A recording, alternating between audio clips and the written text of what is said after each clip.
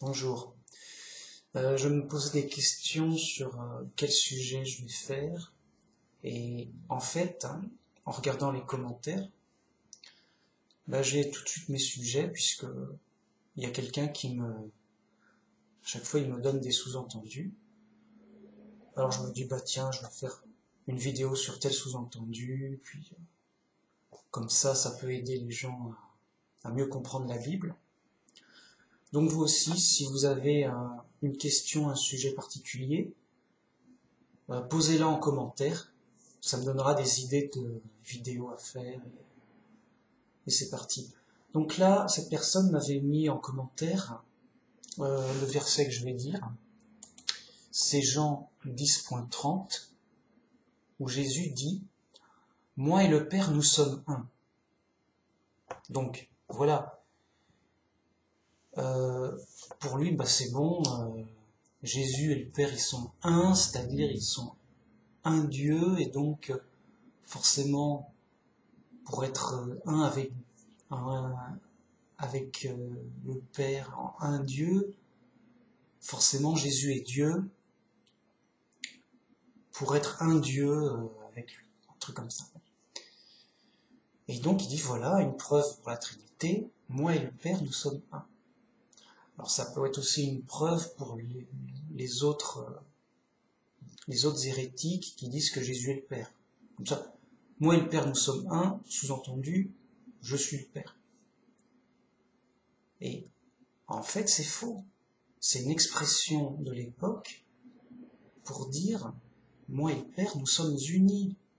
Nous sommes unis dans un même esprit, dans une même démarche. Je vais le prouver, sinon les gens ne pourraient jamais me croire, c'est pas possible.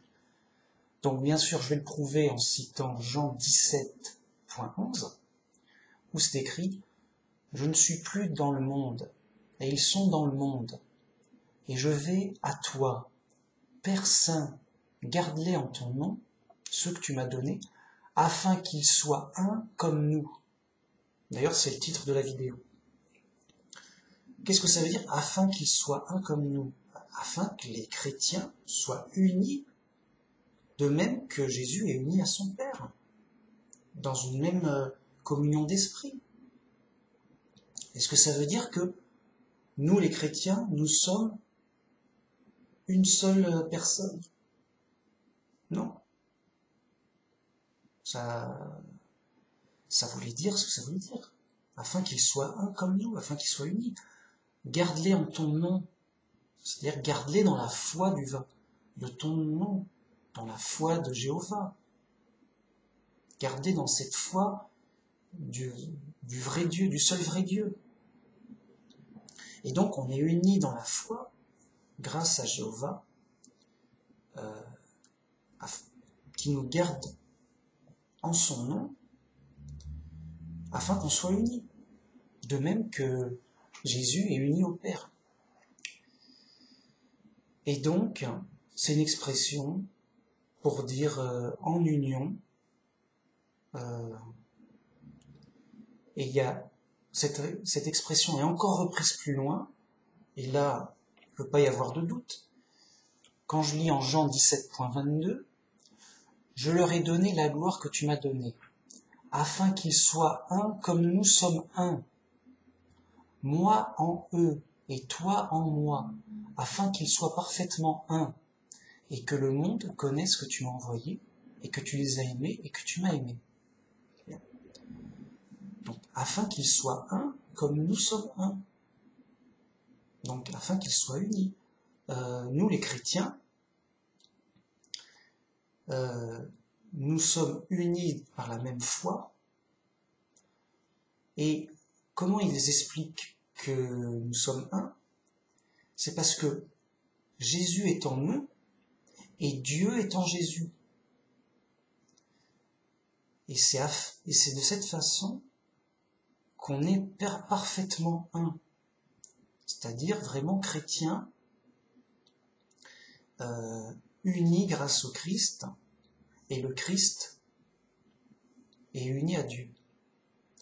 Et pourquoi tout ça? Pour que le monde connaisse que tu m'as envoyé, et que tu les as aimés, et que tu m'as aimé. voilà, pour faire connaître au monde que Dieu a envoyé Jésus. C'est pour ça que nous, en tant que chrétiens, nous témoignons pour faire connaître que Dieu a envoyé Jésus, son Fils unique. On témoigne pour Jésus et pour Dieu. Et donc, voilà, c'est tout. C'est une expression biblique qui est reprise plusieurs fois, et on voit qu'on ne peut pas prendre ça tel quel, soit que justement Jésus est le Père même, soit que lui et le Père sont complètement identiques en tout et ne faisant qu'un seul Dieu à eux seuls, enfin, qu'un seul Dieu à eux, avec le Saint-Esprit, qui est toujours oublié. On oublie toujours le Saint-Esprit comme si il n'avait pas d'importance. Alors que, pour eux, il est Dieu, mais jamais on nous l'explique qu'il est Dieu et qu'il fait partie des trois. Et là où c'est le plus énervant, c'est qu'à chaque fois ils nous disent « Ah si, dans Matthieu, on nous dit baptisé au nom du Fils, du Père et du Saint-Esprit. Regardez, là, oui, là, on l'a vu, le Saint-Esprit, là, enfin. » Alors déjà, c'est que dans Matthieu, calmez-vous, c'est que dans Matthieu. Donc les autres évangiles, non, on s'en fout. Non, c'est pas important. Et en plus, ça ne veut pas dire plus que ce que ça dit. Baptiser les gens au nom du Père, qui est notre Dieu, du Fils, qui est le Fils de Dieu, et du Saint-Esprit, qui est la puissance envoyée par Dieu. Que les premiers chrétiens recevaient le Saint-Esprit, vous recevrez une puissance.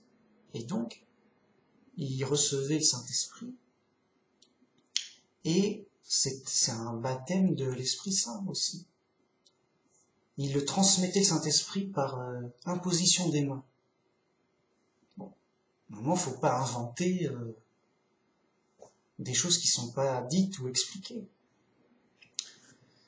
Alors voilà, ça veut dire que les chrétiens sont unis dans le nom de Dieu, qui est Jéhovah, et qu'ils soient en union dans la même foi. Il n'y a pas à inventer, parce que voilà, à chaque fois, on se sert de sous-entendus comme ça, d'expressions, à droite à gauche, on les prend pour argent comptant tel quel, ensuite on brode une doctrine dessus, et voilà, t'as notre Trinité, faisant fi du contexte justement, faisant fi des expressions utilisées couramment, du sens de l'esprit du texte, du sens des expressions. Si la Trinité était vraie, eh ben, allez-y, je veux dire, elle serait expliquée en long et en large partout. Je veux dire, ce serait le message central, et à un moment, on va pas faire des jeux de mots, des devinettes, des rébus, ah, là, il a deviné qui je suis. On sent qu'il joue aux devinettes. Ça, à un moment, c'est énervant, c'est scandaleux. Il joue aux devinettes, et oh, je devine qu'en fait, il y a 3 dieux en un, et et toi, t'as deviné quoi un peu? Alors, ils ont peut-être une assurance, c'est ah, mais tous les chrétiens ont deviné pareil. Non, pas du tout. Ça a été imposé par la force durant des siècles. Donc, ça a imprégné toute la culture chrétienne. Et forcément, c'était une idée omniprésente dans la culture. Et personne n'osait la contester. Il y avait ceux qui la contestaient étaient soit tués, soit mis en prison, soit embêtés, tout au long des siècles. Donc, c'était pas question de rouspéter. Donc évidemment que personne peut deviner des trucs absurdes comme ça. C'est ridicule.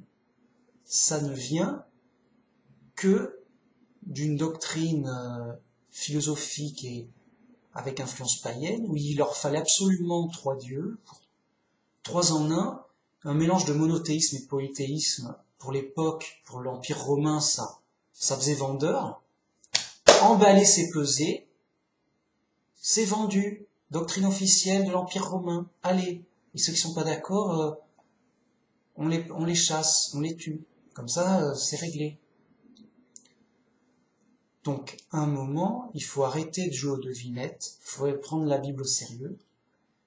Et justement, si c'était vrai, que ce soit n'importe quoi, ça, la variante, autre chose, Jésus est le Père, eh bien, il nous l'aurait bien expliqué, parce qu'il ne faudrait pas se tromper. On ne peut pas deviner des trucs aussi étranges et bizarres que ça. Donc, non seulement il aurait bien expliqué, mais ils avaient dû forcément bien l'expliquer aux païens et aux juifs alentour qu'ils essayaient de convertir, comme l'Éthiopien eunuque aussi. À un moment, si on ne te le dit pas, tu le sais pas, hein, tu vois. Donc si rien n'est dit, rien n'est expliqué sur la Trinité, les gens, à tout prix, ils veulent la justifier par des sous-entendus ici et là, en piochant, en forçant les interprétations, en ne tenant pas compte du contexte, justement. C'est eux qui disent, vous ne tenez pas compte du contexte. Non, c'est vous qui ne tenez pas compte du contexte. Quand on prend tout dans sa globalité, c'est évident, l'absence de Trinité, elle est évidente. On se dit, c'est où? À quelle page on l'explique? Je l'ai pas vu. Voilà. On donne à quelqu'un la Bible, qui connaît rien au christianisme. Il connaît rien aussi de la culture chrétienne. Voilà. C'est un Chinois, on lui donne la Bible. Alors il lit la Bible, c'est intéressant, il l'étudie même, et jamais il nous sortira la Trinité. C'est juste évident. Parce que, comment il va deviner? C'est pas possible. Par contre, en étudiant, en lisant bien, il va comprendre tout de suite le christianisme. C'est fait pour être simple et compris par tous. Il dit oui, en fait, il y a Dieu. Il a envoyé son Fils sur terre en sacrifice pour nous sauver. Pour ceux qui y croient, ils sont sauvés par son Fils. Et voilà. C'est simple, c'est clair, c'est évident. C'est expliqué en long et en large dans tout le Nouveau Testament. C'est ça qui est bien expliqué et qui est bien dit et redit et redit. Et il n'y a pas inventé, oui, mais quand on dit le Fils de Dieu, ça veut dire autre chose que ce que ça dit. Ah bon? Il fallait le dire. Sinon ça veut dire ce qu'on veut. Et donc, eux, quelle est leur confession de foi? Eh bien, ils disent, oui, mais le Christ, c'est le Messie, le Fils de Dieu, et Dieu. Et on rajoute un blasphème. Allez, gratuit. À un moment, mais prenez pas le risque de blasphémer. Prenez pas le risque de faire une idolâtrie évidente.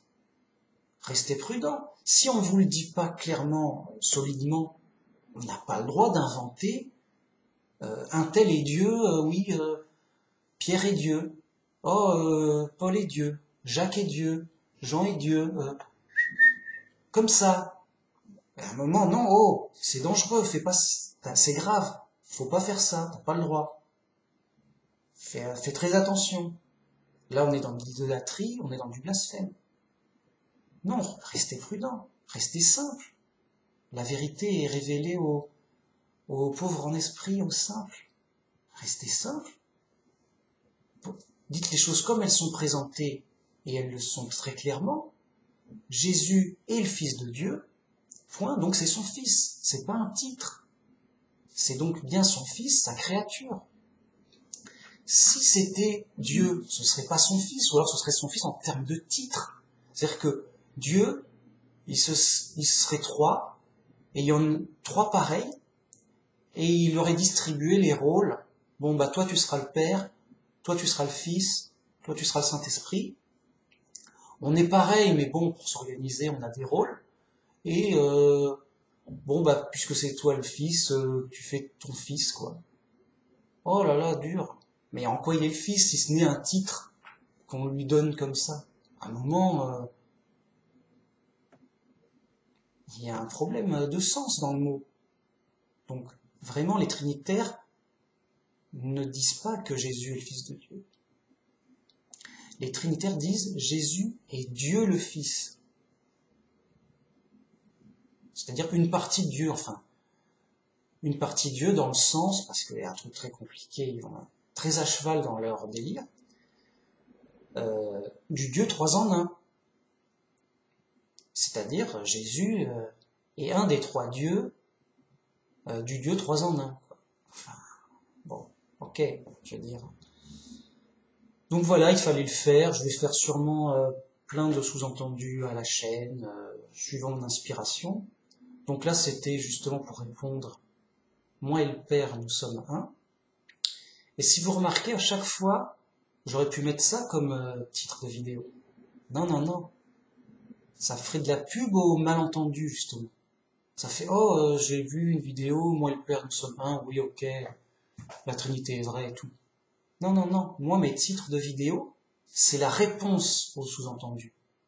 C'est-à-dire que dès qu'on voit ma vidéo, on sait déjà la réponse. C'est-à-dire qu'on n'a même pas besoin de la voir. On regarde le titre, on dit, ah ok, il a répondu, je connais la réponse. Donc dès que quelqu'un vous dit, moi et le Père, nous sommes un, vous dites le titre de ma vidéo, afin qu'il soit un comme nous sommes un. Et là, le gars, il comprend plus. Là. Il se dit, mince, bah, là, c'est une expression pour dire uni. Et on m'a fait croire que, voilà. Moi, mes titres de vidéo, c'est paf, la réponse, même le titre de ma vidéo, c'est pour lutter contre la Trinité, pour enlever toute cette confusion. Les chrétiens sont dans la confusion totale, et les mots ne veulent plus rien dire, et on peut faire ce qu'on veut, et ils devinent des choses bizarres, et ils peuvent dire ce qu'ils veulent de tout. Ils sont dans un new age de confusion. Il n'y a plus de cohérence, il n'y a plus de logique, et ils se font d'un orgueil de dire, ah nous on a bien compris, hein, nous on est sérieux, on a bien étudié et tout. Et malgré les avertissements du Christ qui dit, voilà, tu caches les choses aux sages et aux intelligents, qui ont des diplômes comme ça, mais tu les révèles aux petits. Donc voilà, c'est vrai que je vous conseille à tous de revenir à la Bible simple, de revenir à une vision simple, à une lecture simple, de sorte que, voilà, vous avez directement la vérité révélée par Jésus et par les apôtres avec leur explication, et vous êtes sauvés et vous comprenez tout, vous savez tout après. Comment? Juste en étant humble et en lisant simplement, par la foi et la confiance dans les Écritures, la Bible, du témoignage qui nous a été envoyé par Dieu.